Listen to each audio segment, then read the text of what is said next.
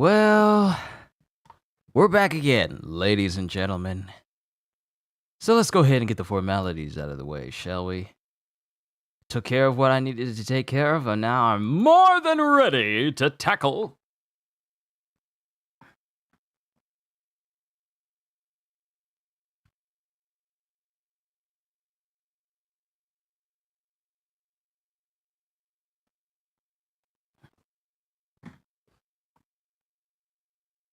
I'm more than ready to tackle today's My Hero Academia chapter. But in all seriousness, I've been waiting for this newest chapter of My Hero because we went on break with it. And now we get to find out what happens after the whole chapter with Edgeshot and Mirko and all these other individuals. So let's go ahead and check this chapter out. And are we going on break again? No, we are not. We're not going on break for either My Hero, and we're not going on break for One Piece either. So, let's get started. Let's get started. Let's get started with chapter. Oh, right. I remember in the last chapter, it showed Shigaraki's body transforming even more. It shows his body transforming even more, and then it starts to morph into the visage of his former family. Chapter 366, Full Moon. Tomura Shigaraki's body was groping around for its optimal form. That optimal form seemed to be a bloated mass of fingers, forever seeking destruction. A form that overwhelmed the world around him and kept everyone at arm's reach. But the heroes bested that form. Thanks to erasure, he couldn't heal the accumulating damage to his body. That, plus the stress and panic afflicting his mind, gnawed away at his essence. And it shows his body, like the left side of his body.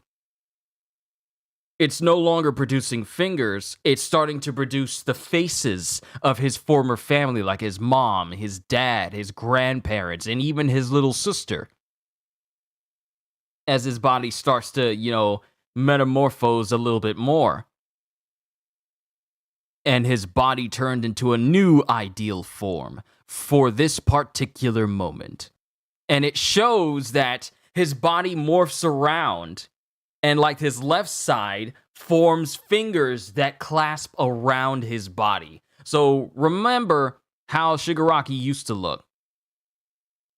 Remember how Shigaraki first looked, where he had like hands, like a hand on his face, and then some on his shoulders, on his arms, and basically a giant mass of hands, not just fingers, but hands, start to envelop his body, in that specifically, it's also looking like it's shielding his body. Like covering up the areas where he was actually damaged. And the left side of his body looks like it's turning into like a one big massive hand, but at the fingertips are the heads of his family members. And then Mirko comes in going, "Eat this and die!" And then Shigaraki with his enlarged hand, without so much as batting an eye, swats away Mirko with extreme force. Now remember, his left side, like his left arm and hand, are all enlarged. So he smacked her away with extreme force. And Mirio screams out, "Mirko!" And then even Sun Eater's looking like, "Mirio."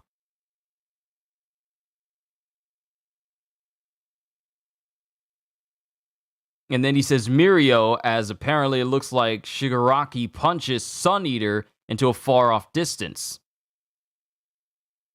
And then it shows Nejire coming down to hit Shigaraki with waves, and then Mirio looks back going, "No." And then it shows Shigaraki swiping in that same direction where Nejire is, hitting her, with like pelting her with upheavaled rocks. And then it shows Mirio appearing in front of Shigaraki as Shigaraki goes, "I now know that you have nothing." And then Mirio's just thinking, "Darn it." And then Tomura goes, "You don't get to fix what I already broke." And then it shows Best Jeanist running up towards Tomura and Mirio as he's thinking, that's clearly a defensive form, one that rejects everything. That's the conclusion you've come to, is it? And then it shows Mirio disappearing into the ground as Best Jeanist starts to envelop Tomura with fiber wires, which he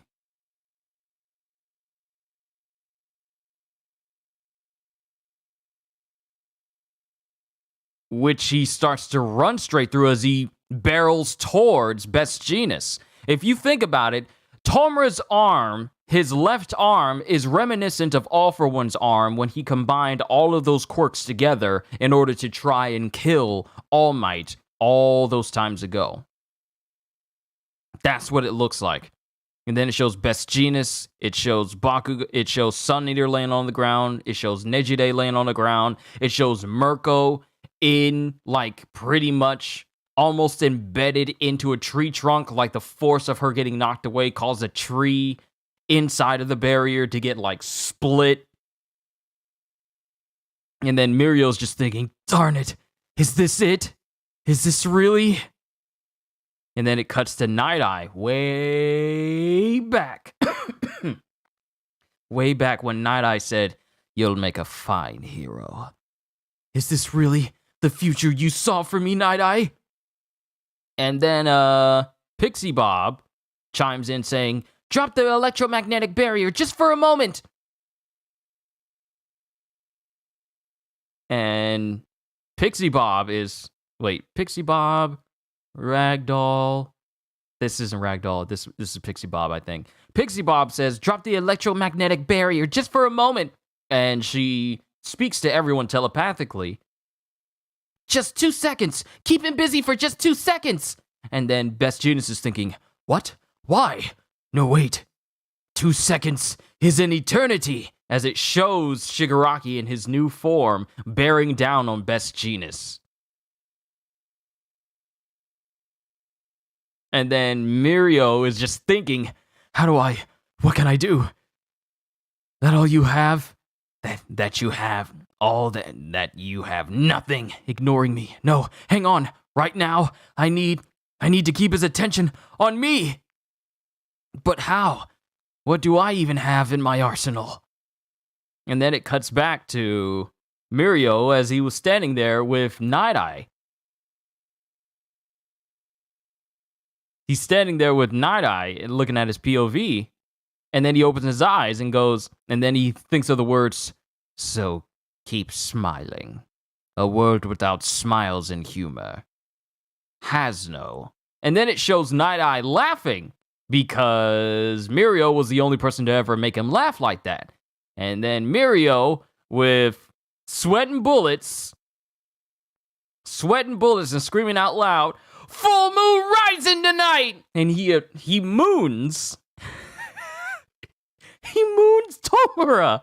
This is the most dire of situations that can spell the very future of My Hero as we know it. And in this moment, Mirio still manages to do something off the cuff in a last-ditch effort. He just sticks his butt in front of Tomura, and Tomura just stops. Because the words that Night Eye says is, so keep smiling. A world without smiles and humor has no future. And Tomura stops. And then we see some... Yo? Oh, is that who I think it is?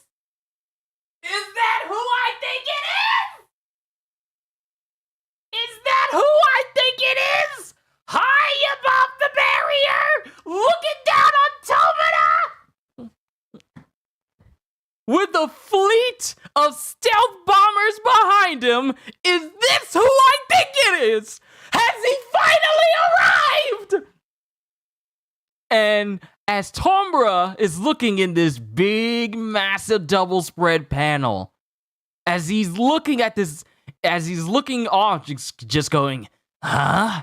there's someone at the top of the barrier, aura emanating, and I'm looking at him, and it could only be one person. It's Midoriya! He's here! Yo! And their eyes meet. The eyes of Izuku Midoriya! Deku is here!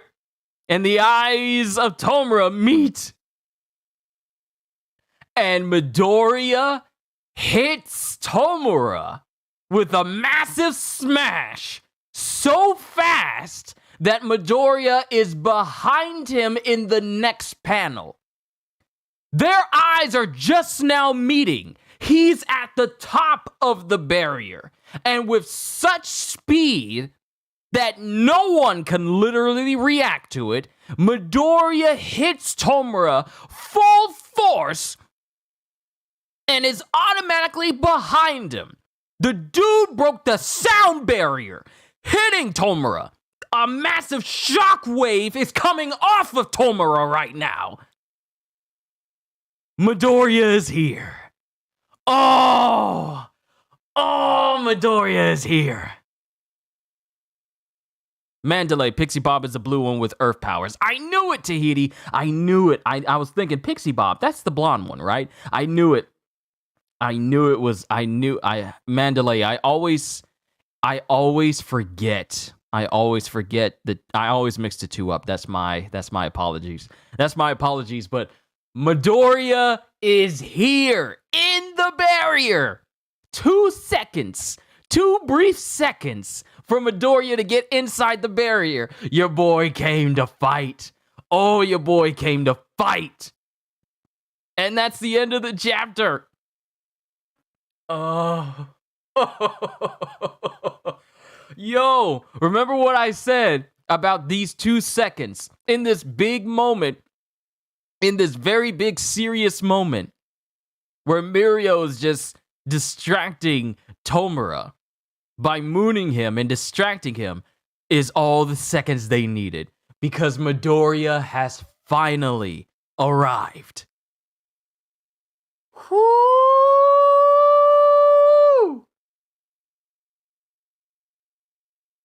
Your boy came in. Yo, I gotta look at this sequence again. Midoriya. Oh, and you see him using Black Whip. He's using Black Whip while he's in the air to propel himself with blinding speed along with his other quirks to propel himself downwards to where Shigaraki is. And Tomura sees him. And they lock eyes. And the very next panel you see is Midoriya behind Tomura. And Tomura getting hit with a massive smash.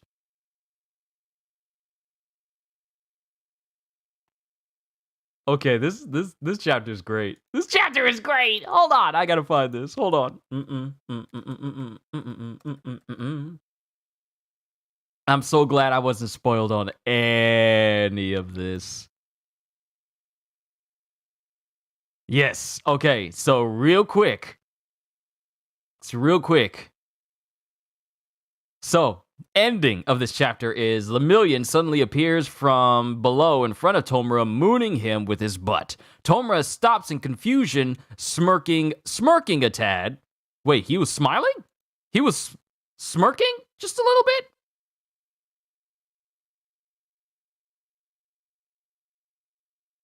Oh, he was. He kind of went like,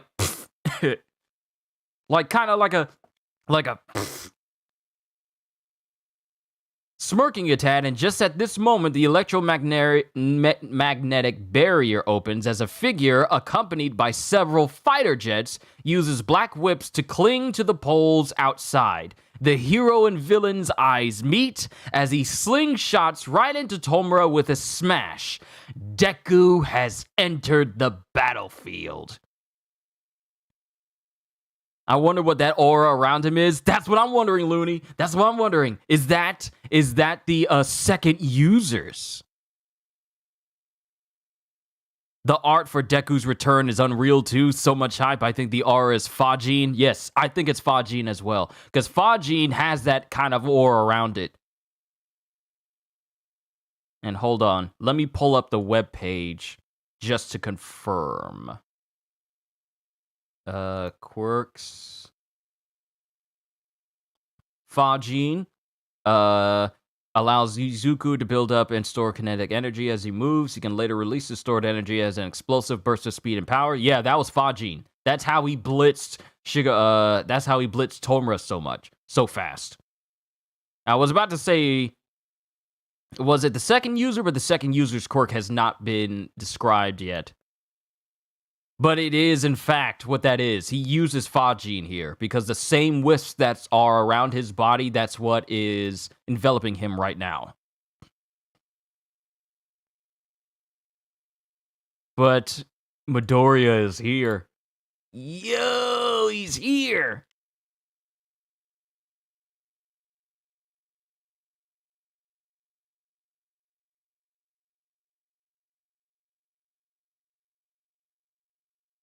Oh, that's so sick. Okay, chapter notes. Tomura transforms into a defensive form where his fingers surround his entire body, while the visages of the Shimura family are emerged from his right hand. So he has an enlarged right hand. No, it's the left. It's the left. It's the left side that's transformed. So that should be left hand. But Tomura uses this power to completely decimate the remaining heroes, leaving Lemillion unable to do anything to stop him. So when Shigaraki went into this defensive form, he pretty much just one-shot Mirko, one-shot Nejire, one-shot Sun Eater, and even one-shot Best Jeanist. With the only person that's left standing is Lemillion, and due to his permeation quirk, can't be touched when he uses it. So he's pretty much effectively the only one who's left. But he's distracted, but Lemillion is able to distract him long enough for Midoriya to come in. And then just with the ability of Fajin, able to blitz Tomura before he could do anything, and possibly punch straight through this. This was supposed to, this, as the description said at first. M2, first time catching the stream, by the way. Been really enjoying watching my reaction vids for a while. Well, thank you. I hope, as long as you are entertained, then I am doing my job. So hey, I'm glad you're enjoying it. I'm glad a lot of people are enjoying it, but I'm glad you're enjoying it. As the narration said, Tomura's body was constantly metamorphosing in order to fully find that perfect ideal form to house not only all of his power, but also his quirks as well. And since he doesn't have access to his quirks, his body had to just find an ideal form for what capabilities he had access to at that moment. So it's first, it turned into fingers in order to, as it describes, to keep people at arm's reach, but also fingers that seek out destruction, which is exactly what his decay quirk does. Now that he doesn't have access to that, his body is metamorphosing again, and he's actually been damaged, and with the stress on his mind and all the things that are going on in his mind, his body has switched to a defensive form in order to protect him, because what used to be able to, what he was able to just completely survive isn't working anymore. He's actually getting damaged, and the fact that his mind is, the fact that he's thinking about like, wow, I'm actually taking damage, I'm supposed to be invincible, that's causing his body to adapt into a new form so he doesn't feel pain anymore. And yet, this is the first time we're seeing this defensive form of Shigaraki, and the very first time we see this interlocked finger armor that he has on his body to protect himself. The first time we see it, he immediately gets dropped by Midoriya as soon as Midoriya arrives. It's really interesting seeing that his ideal form includes his family members, though, really shows Tenko's emotions are influencing Shigaraki's evolution. It really is. Unfortunately, though, Tenko inside of his subconscious is steadily being corrupted by the memories that have caused him to go down this path. The memories he had after he pretty much killed his family with his quirk, that's starting to corrupt Tenko on the inside, which is starting to kind of influence how he is on the outside. It's not like the memories themselves are his memories of his family are completely gone and buried, but it is in fact influencing how his body evolves in a certain way. Because as you say, why else would his body, his left side, like his left hand, morph into the heads of his former family members into like one massive giant arm? And like I said, like All For One had a massive right arm in order to take down All Might, Shigaraki now has a massive left arm that he used to take down all the other heroes. Kind of a little bit of like a little bit of a mirror there. But now Midoriya is here. Now Midoriya is here. And now it stands to reason, like, what was it that Midoriya saw when he was flying over the ocean? Maybe it was those fighter jets. It's almost poetic in a way. It's like what he actually wants in this moment is for his family to protect him the way they never did in his childhood. That is such an eloquent way to put that. It really is, because when you think about it, when he was growing up, all he wanted was someone to give him a helping hand. As a kid, he had to face his father's abuse while everyone just tried to, protect him a little bit, but it wasn't enough because his father kept being a complete tool. So those memories just got repressed. That anger got repressed. And as he got older, and after he killed his family accidentally with his quirk, because he had no control over it, he grew up just wanting someone to help him. And even in moments when people would have helped him, his entire being, like the way he looked, just put people off. And people just thought, well, a hero will come help you, but a hero never did. And that is what allowed All For One to sneak in and turn Shigaraki into his next tool of destruction, his new vessel. But at the core of it all he really wanted was for someone to help him. Now, mind you, these memories are kind of buried deep into his subconscious because his overall overwhelming malicious intent and malice, and the fact that he was just groomed from a child to however old he is right now, that's just overriding his brain right now. Not only that, but the influences of All For One's quirk that has that big, massive desire to rule the world and gain one for all. That is pretty much what is in Shigaraki's driver's seat right now. There's a little bit of Shigaraki in there, but it also has to do with All For One's influence. But it doesn't underline the fact that he still wants to be saved. It's just that it's buried deep in his subconscious over all that hate and disgust and rage and need for destruction. That's buried in him right now. But it's not completely eradicated. Because otherwise, why else would his hand turn into that of his family members?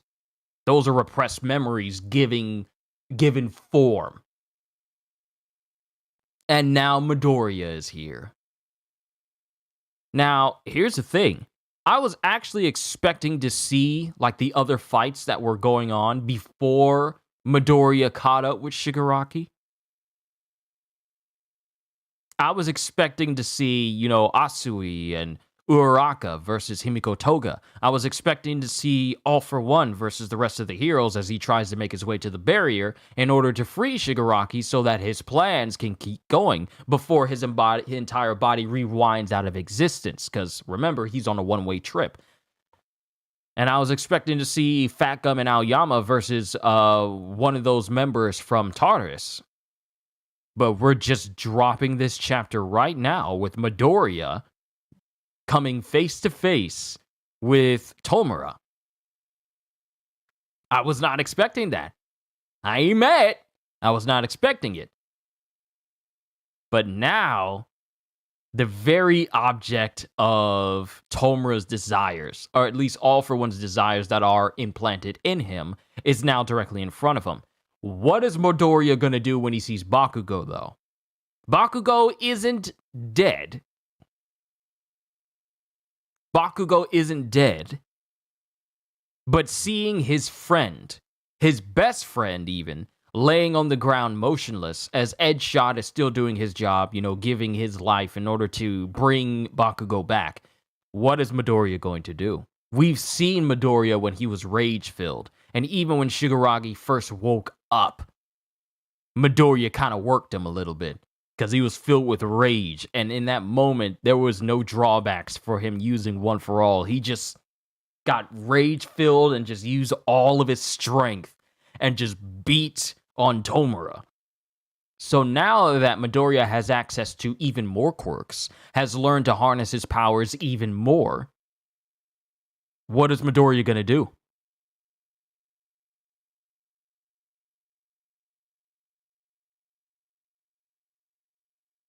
Very well said. Like, the leading cause for his change here is because he felt pain for the first time in the fight. In reality, this might be the first time he really felt pain since he was a kid. And yeah, really surprised we didn't get the other fights yet.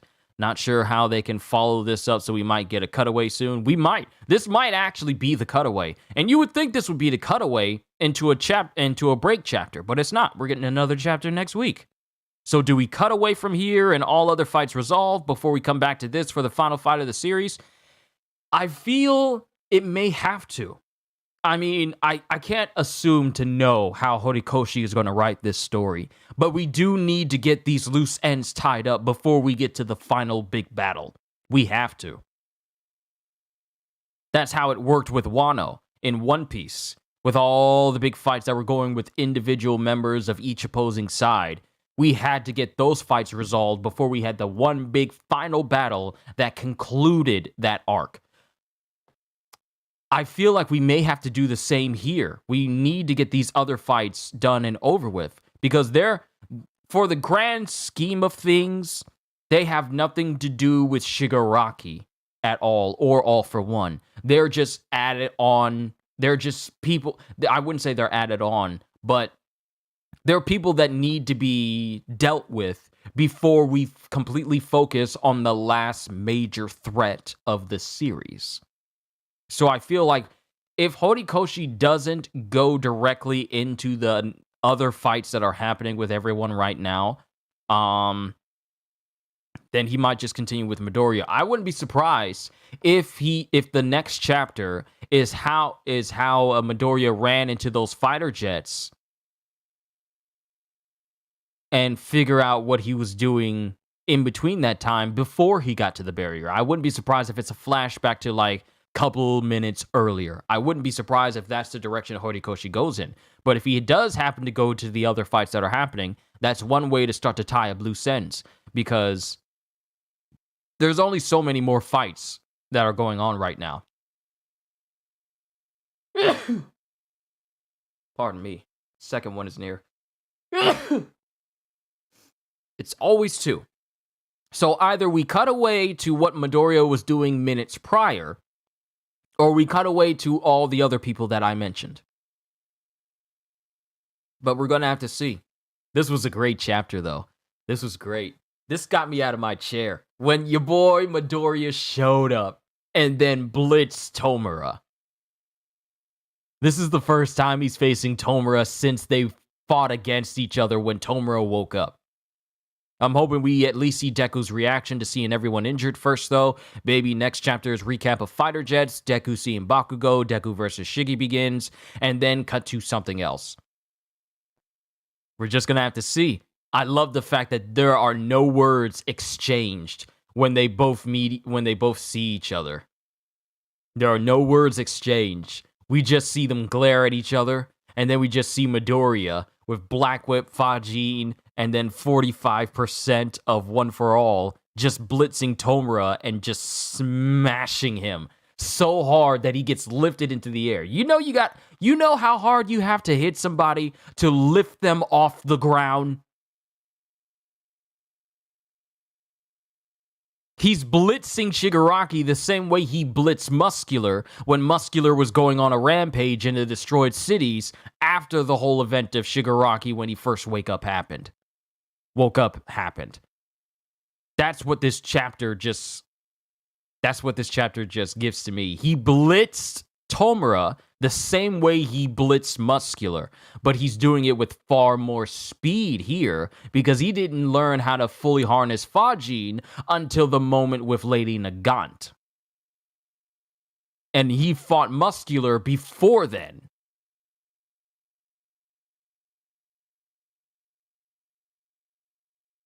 So he's probably even moving faster than he did when he was fighting Muscular and Lady Nagant.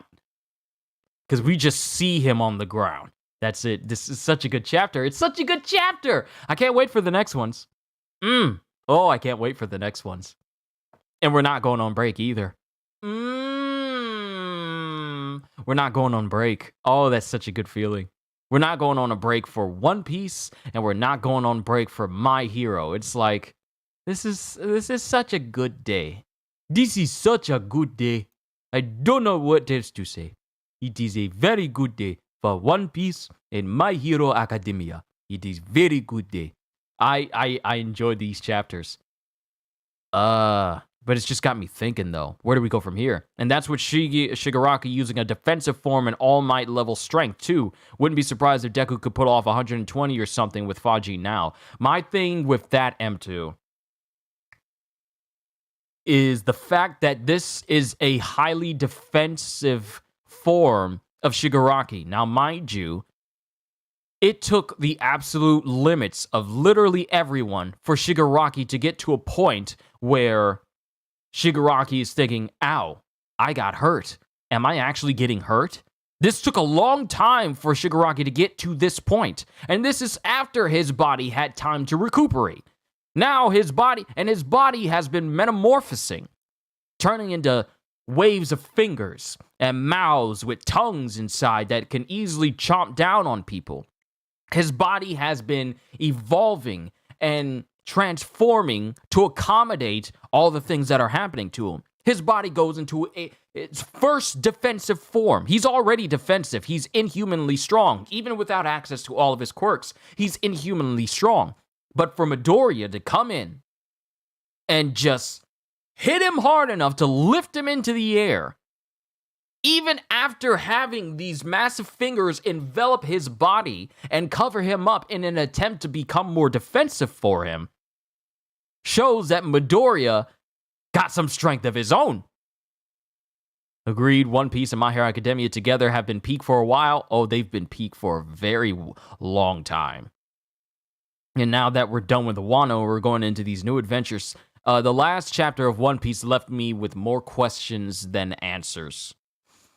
But these stories, oh, it's a good day. It's a good day. It's a good day. But I'm not going to keep rambling on as I have. You guys know that my Hero Academias tend to not go as long as my One Piece ones.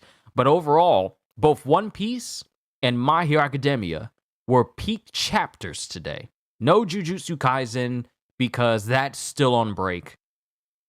That won't be showing up until like next week. But these two chapters today, golden. Golden. I enjoyed myself, and I hope you all did as well. But, like I said, not going to keep you here any longer than I already have. All I can say at the end of the day is, hope you all enjoyed. Can't wait to see you all in my next video. And if you're new to the channel, and you enjoyed what you saw here today, then like, subscribe, and maybe even consider becoming a member, because I am always looking forward to entertaining you. So have a fantastic day, and once again, as always, later, peoples. The fact that we're not going on break for My Hero Academia or, oh snap, that is uncouth. I cannot believe that I was about to say goodbye to y'all, and my nose is all messed up. Y'all know how unprofessional that is? Y'all saw nothing. Y'all saw nothing.